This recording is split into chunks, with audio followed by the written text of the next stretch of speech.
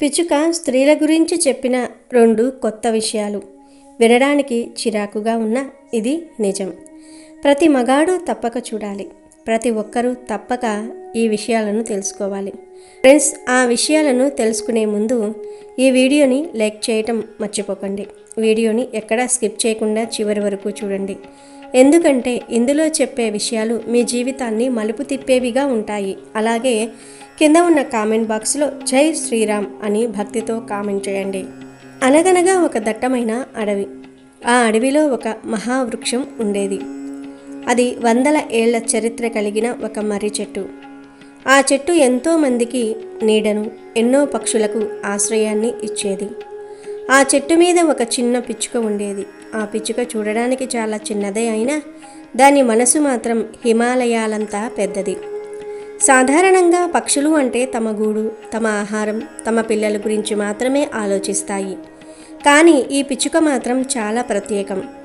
అడవిలో ఏ జంతువు ఆకలితో ఉన్నా, ఏ చిన్న పక్షి పిల్ల గూటి నుండి కింద పడిపోయినా అది తట్టుకోలేకపోయేది. తన నోటితో పండ్లను తెచ్చి ఆకలితో ఉన్న వాటికి తినిపించేది. ఎండాకాలం వచ్చిందంటే చాలు, పక్షులకు నీళ్లు దొరకవు. అప్పుడు ఈ పిచ్చుక కిలోమీటర్ల దూరం వెళ్ళి ఎక్కడ నీళ్లు ఉన్నాయో కనిపెట్టి వచ్చి మిగతా పక్షులన్నిటినీ అక్కడికి తీసుకుని వెళ్ళేది. ఒకసారి ఒక వేటగాడు వేసిన బాణం తగిలి ఒక నెమలి విలవిలలాడుతూ ఉంటే ఈ పిచ్చుక తన చిన్ని ముక్కుతో ఆ బాణాన్ని బయటకు తీయడానికి ప్రయత్నించింది. గాయానికి కొన్ని పచ్చని ఆకులను తెచ్చి పెట్టి ఆ నెమలి ప్రాణాలను కాపాడింది. ఇలా తన జీవితకాలమంతా స్వార్థం లేకుండా కేవలం ఇతరుల కోసమే బ్రతికింది. పుణ్యం అంటే ఏదో గుళ్ళకు వెళ్తే వచ్చేది కాదు, తోటి ప్రాణి కష్టంలో ఉన్నప్పుడు సహాయం చేస్తే వచ్చేదని ఆ పిచ్చుక నిరూపించింది. ఒకరోజు ఆకాశం ఒక్కసారిగా నల్లబడింది. భయంకరమైన గాలివాన మొదలయ్యింది. పెద్ద పెద్ద చెట్లు కూడా నేలమట్టం అవుతూ ఉన్నాయి. ఆ తుఫాను ధాటికి పిచ్చుకలు కట్టుకున్న గూళ్ళన్నీ చెల్లాచెదురు అయిపోయాయి. ఈ పిచ్చుక తన గుటిలో ఉన్న చిన్న పిల్లలను తన రెక్కల కింద దాచుకుని కాపాడుకోవాలని చూసింది. కానీ విధి చాలా బలమైనది. ఒక పెద్ద కొమ్మ విరిగి సరిగ్గా ఆ గూటి మీద పడింది. ఆ ప్రమాదంలో పిచ్చుక తన పిల్లలతో సహా ప్రాణాలు వదిలేసింది. చనిపోయిన ఆ పిచ్చుక ఆత్మ నేరుగా యమలోకానికి చేరుకుంది. యమధర్మరాజు సభలో చిత్రగుప్తుడు ఆ పిచ్చుక చేసిన పుణ్యకార్యాల చిట్టాను చదివాడు. ప్రభు, ఈ చిన్న పిచ్చుక చేసిన పుణ్యం సామాన్యమైనది కాదు. ఇది ఒక మనిషి కూడా చేయలేనన్ని సేవలు చేసింది. దీనికి స్వర్గలోకంలో గొప్ప స్థానం లభిస్తుంది అని చెప్పాడు. యమధర్మరాజు ఆ పిచ్చుకను చూసి మురిసిపోయాడు. ఓ చిన్ని ప్రాణమా, నీ నిస్వార్థ సేవకు నేను ఎంతో సంతోషించాను. నీ పుణ్యఫలం ప్రకారం నీకు తిరిగి భూమి మీద జన్మించే అవకాశం ఇస్తున్నాను. నీవు కోరుకుంటే ఒక అందమైన ఐశ్వర్యవంతురాలైన స్త్రీగా పుట్టవచ్చు, లేదా సర్వశక్తివంతుడైన ఒక పురుషుడిగా పుట్టవచ్చు. ఈ రెండిటిల్లో నీకు ఏ జన్మ కావాలో కోరుకో అని అడిగాడు. అప్పుడు ఆ పిచ్చుక కళ్ళల్లో నీళ్లు తిరిగాయి. అది యముడికి నమస్కరించి ఇలా అంది, స్వామి, మీరు నాకు జన్మను ఇస్తానంటున్నారు. కానీ నాకు ఏ జన్మ వద్దనిపిస్తోంది. ముఖ్యంగా ఈ భూమి మీద స్త్రీగా పుట్టడం కంటే నరకం ఇంకొకటి లేదని నేను భావిస్తూ ఉన్నాను. అలాగే అహంకారంతో నిండిన పురుష జన్మ కూడా నాకు వద్దు. నేను భూమి మీద ఉన్నప్పుడు కల్లారా ఒక కథను చూశాను. ఆ కథ వింటే మీకే అర్థమవుతుంది నేను ఎందుకు ఇలా అంటున్నాను. నేను ఉండే మర్రి చెట్టు కింద గౌరీ అనే ఒక అమ్మాయి ఉండేది. ఆమె కథ వినండి ప్రభు అంటూ ఆ పిచ్చుక చెప్పటం మొదలుపెట్టింది. గౌరీ పుట్టటమే ఎంతో దరిద్రంలో పుట్టింది. ఆమె పుట్టిన వెంటనే తండ్రి తాగుడుకు బానిసై చనిపోయాడు. నీవు పుట్టాకే మా అరిష్టం మొదలైంది అని ఊరి వాళ్ళంతా ఆ పసిగుడ్డును నిందించారు. తల్లి కూలి పనులకు వెళ్ళి గౌరిని సాకింది. చిన్నప్పటి నుండి గౌరికి ఆటపాటలు లేవు, కొత్త బట్టలు లేవు. 10 ఏళ్ల వయసు నుండే ఇతరుల ఇళ్లల్లో అంట్లు తోమటం, ఓడవటం వంటి పనులు చేసేది. యజమానులు పెట్టే తిట్లు, విసిరేసే పాచి అన్నం తింటూ పెరిగింది. ఆమెకు ఆకలి అంటే తెలుసు గాని కడుపు నిండా తినటం అంటే ఎలా ఉంటుందో కూడా తెలియదు. అయినా సరే ఆమె మనసులో ఏనాడు ఎవరి మీద ద్వేషం లేదు. తనకు దొరికిన ఆ పాచి అన్నంలో కూడా ఒక ముద్ద తీసి నాకు వేసేది. అలా ఆమె కష్టంలోనే పెరిగి పెద్దదయ్యింది. వయసుతో పాటు ఆమెలో అందం కూడా పెరిగింది. ఒకరోజు ఆ ప్రాంతపు జమీందారు గారు మా అడవికి వేటకు వచ్చారు. దారి తప్పి ఆ గ్రామానికి వచ్చిన ఆయనకు గౌరీ కనిపించింది. మురికి బట్టల్లో ఉన్న ఆమె ముఖంలోని తేజస్సు ఆయనను కట్టిపడేసింది. వెంటనే ఆయన మనసు పడి ఆమెను పెళ్లి చేసుకుంటానని ఊరి పెద్దల ముందు ప్రకటించాడు. ఆ ఊరి వాళ్ళంతా ఆశ్చర్యపోయారు. ఒక అనాథ పిల్ల జమీందారు కోటలోనికి మహారాణిలా వెళ్ళటం అంటే అది ఆమె పూర్వజన్మ సుకృతం అని అందరూ అనుకున్నారు. తల్లి కూడా తన కూతురి కష్టాలు తీరిపోయాయని సంతోషించింది. జమీందారు గౌరిని పెళ్లి చేసుకుని కోటకు తీసుకువెళ్ళాడు. మొదట్లో ఆయన ఆమెను ఎంతో ప్రాణంగా చూసుకున్నాడు. గౌరికి కావలసినవన్నీ సమకూర్చాడు. బంగారము, పట్టు వస్త్రాలు, సేవకులు, ఆమె జీవితం ఒక్కసారిగా మారిపోయింది. గౌరి కూడా తన భర్తను దైవంగా భావించింది. ఆయనకు ఏ చిన్న కష్టం రాకుండా చూసుకునేది. కానీ కాలం గడిచే కొద్దీ జమీందారుకు ఉన్న కొన్ని వ్యసనాలు బయటపడ్డాయి.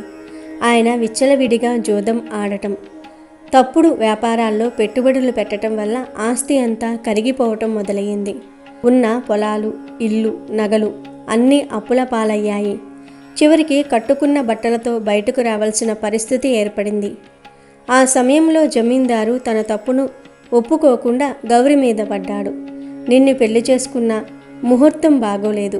నీవు మా ఇంట్లో అడుగుపెట్టిన రోజే నా దరిద్రం మొదలగింది. నీవు ఒక దరిద్రపు గొట్టుదానివి. నీ పాదం మా కోటలో పెట్టాకే నా సర్వస్వం పోయింది అని ఆమెను అందరి ముందు అవమానించాడు.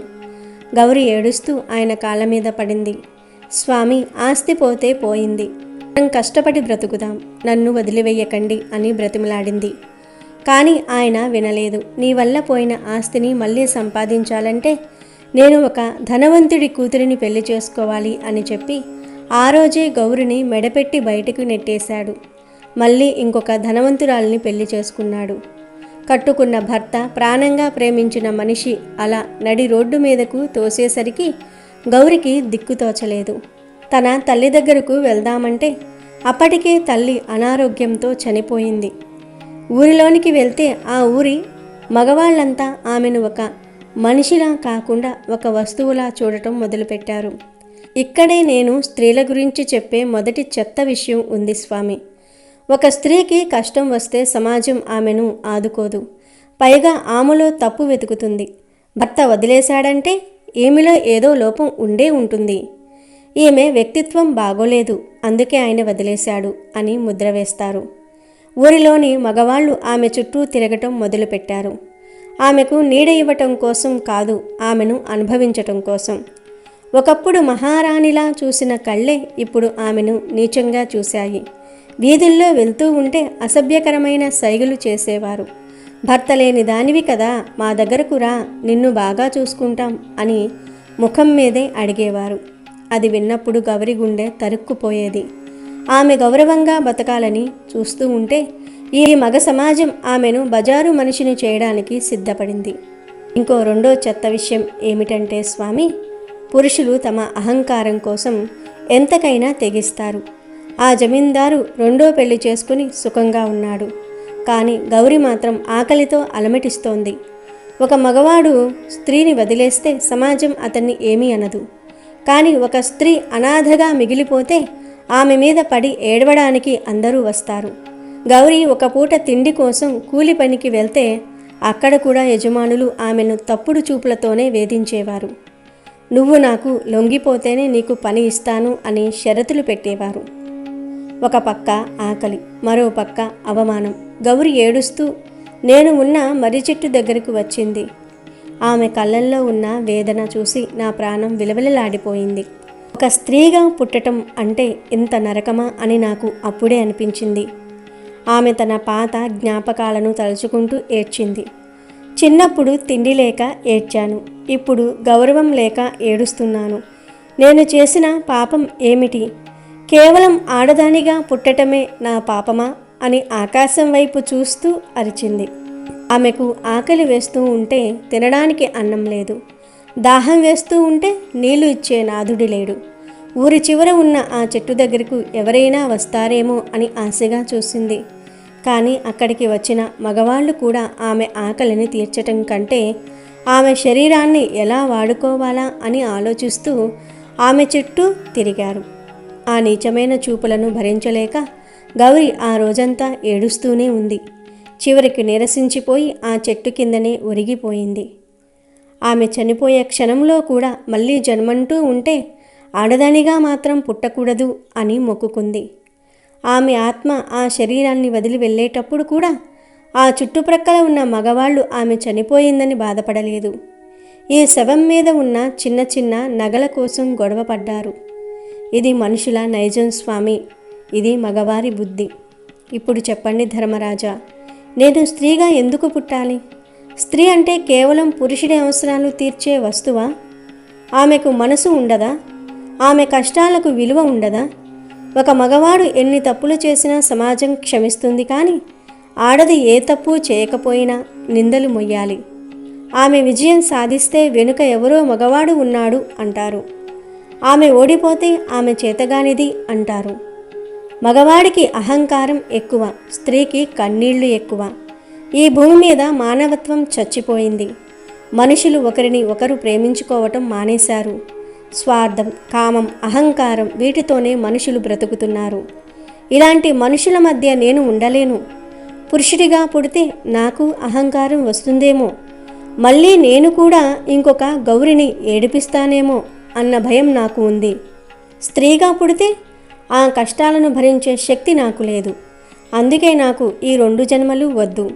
నేను పక్షిగా ఉన్నప్పుడు చేసిన ఆ కొద్దిపాటి పుణ్యాన్ని నాకు ప్రసాదంగా ఇచ్చి ఈ జనన మరణ చక్రం నుండి నన్ను విముక్తుణ్ణి చెయ్యండి. నాకు మోక్షం ప్రసాదించండి. ఆ భగవంతుడి పాదాల దగ్గర శాశ్వతంగా ఉండేలాగా దీవించండి అని వేడుకుంది. పిచ్చుక చెప్పిన మాటలు విన్న యమధర్మరాజు కళ్ళు చెమర్చాయి. సృష్టిని శాసించే యముడు కూడా ఒక క్షణం మౌనంగా ఉండిపోయాడు. చిత్రగుప్తుడు తన పుస్తకాన్ని పక్కన పెట్టేశాడు. ఒక చిన్న పిచ్చుక భూమి మీద ఉన్న ఇంత పెద్ద సత్యాన్ని గ్రహించిందంటే అది సామాన్యమైన విషయం కాదు. యముడు ఆ పిచ్చుక దగ్గరకు వచ్చి, ఓ పుణ్యాత్మురాలా, నీవు చెప్పినవన్నీ అక్షర సత్యాలు. మనుషులు తమ బుద్ధిని మార్చుకోనంతకాలం భూమి మీద నరకం ఉంటూనే ఉంటుంది. స్త్రీని గౌరవించని జాతి ఎప్పటికీ బాగుపడదు. పురుషులు తమ అహంకారాన్ని వీడనంతకాలం శాంతి ఉండదు. నీవు మనిషిగా పుట్టి ఈ బాధలు అనుభవించటం నాకు ఇష్టం లేదు. నీవు కోరుకున్నట్లే నీకు మోక్షాన్ని ప్రసాదిస్తున్నాను. నీవు మాయా ప్రపంచం నుండి విముక్తి పొంది పరమాత్మలో ఐక్యమైపో అని వరమిచ్చాడు.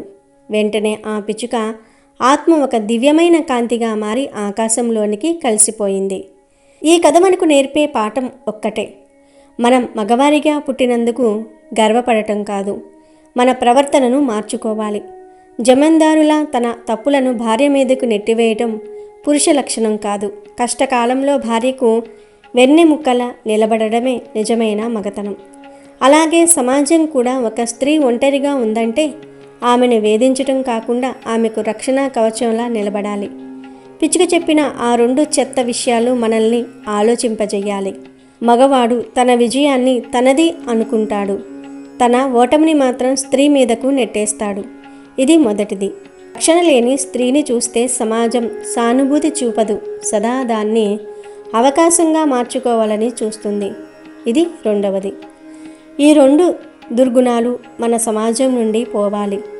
స్త్రీని గౌరవించే సమాజం మాత్రమే సుభిక్షంగా ఉంటుంది. నేటి కాలంలో కూడా ఎంతోమంది గౌరీలు మన కళ్ళ ముందే కన్నీళ్లు పెడుతూ ఉన్నారు.